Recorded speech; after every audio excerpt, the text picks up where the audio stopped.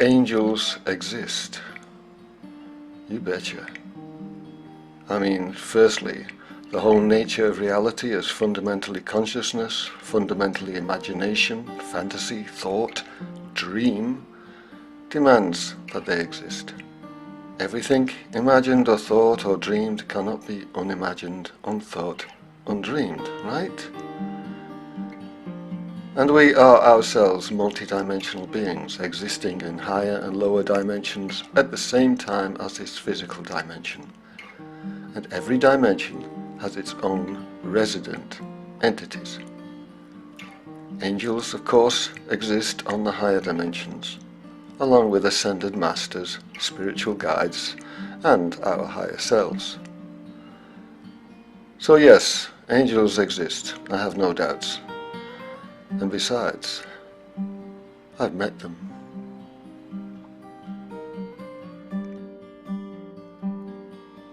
My first encounter, actually with my higher self, was unintentional. I was busy with exploring the idea of illusory physical properties within the dream environment. I'd set this intention for 3 nights running, and on that 3rd night I became lucid in a dream. I found myself walking behind some unknown guy along a familiar road, past a school where I used to work. I think the school triggered my lucidity. So I became aware that there was something I wanted to do.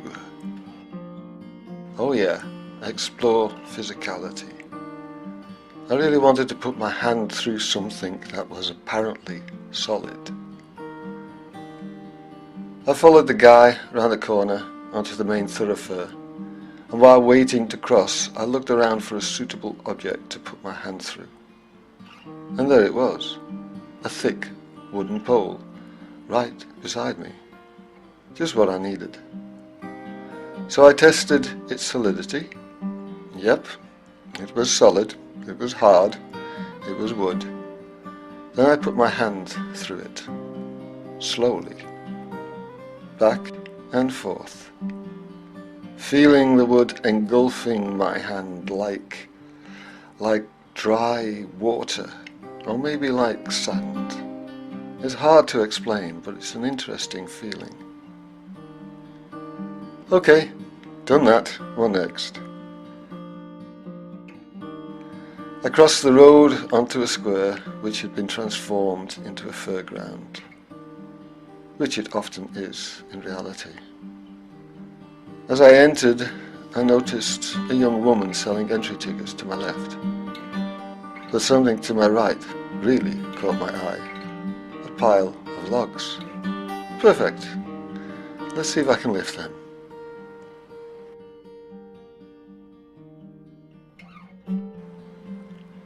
No problem, as I'd expected. They had weight, but no match for the super strength one has if one wants in these other dimensional environments. It was fun to pick them up so easily. I'm sure I impressed the girl with the tickets, but I didn't pursue that path. Instead, I went off in search of another test. First though, I needed to pee, and luckily there was a toilet cabin close by. I went in, closed the door and relieved myself in half darkness. There was just enough light to recognise my reflection in the mirror above the wash basin. Only it wasn't my reflection. A dark entity glided out of the mirror and hovered in the shadow, observing me silently. It was a little unnerving at first, but a calm came over me as the entity let me know, without speaking, that there was nothing to fear. He was, after all, my higher self. Cool. He led me outside and very casually asked if I wanted to see the universe. Oh, sure, I said. I mean, no way I'm going to turn down an offer like this. So how do we do that? I asked. In my spaceship, he said, and pointed to one of the fairground rides a little way above us. I laughed. You're kidding, right? That's not a real spaceship, you know that. Oh, but it is, he assured me. And who was I to doubt him? So I followed him towards his ship, filled with curiosity and excitement about the adventure awaiting me, already imagining where that adventure might take me. But I was as disappointed as you probably are now, because at that moment I woke up.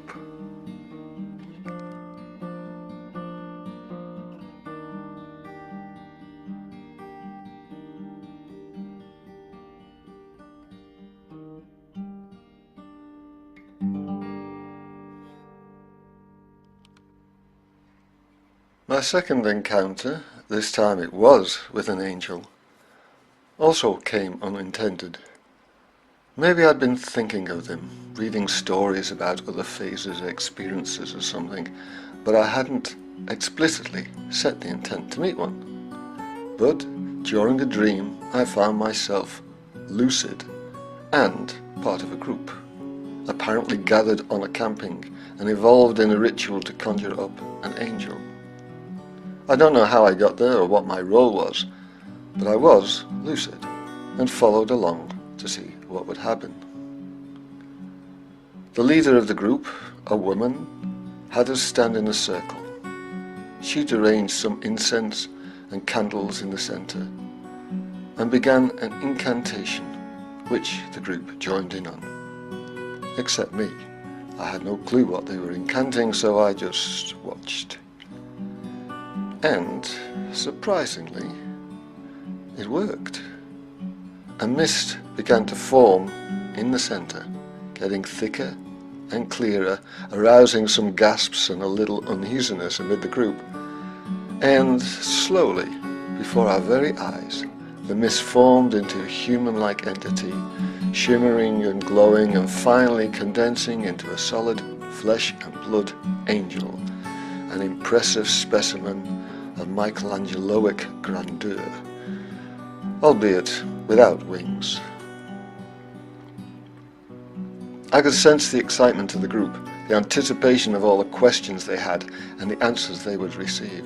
I even contemplated myself what I would ask of this magnificent higher being. But this angel was as aloof as he was tall, and obviously had no intention of answering to the whims of this gathering of lower beings who'd had the audacity to invoke him. He ignored the rest of us completely and turned his gaze to our host. Then he picked her up like she was a small child and carried her to a nearby bench, where he proceeded to get extremely amorous with her. He showed no shame or concern, and the woman was helplessly and happily under his spell, and we could only watch with open mouths. Very shortly I noticed a group of children who'd gathered in the bushes behind, intrigued by the goings-on, and then the mothers showed up to drag them away, cursing with disgust and calling for the camping manager. It was funny to imagine how a lowly manager was going to deal with this. I mean, the angel was surely going to put him in his place, maybe annihilate him with a thunderbolt or something. But the dream seemed to skip a scene, because the next moment our whole group is being ushered off the camping. I see the angel walking away from the manager, defeated. His whole demeanour and physical form had changed. He was suddenly a middle-aged man, a clownish version of himself. He was even sporting a false moustache that hung limply above his lips. It was as if his human-level sexual activity had drained him of his spiritual vitality. What a loser, I was thinking. What a poor excuse for a divine being.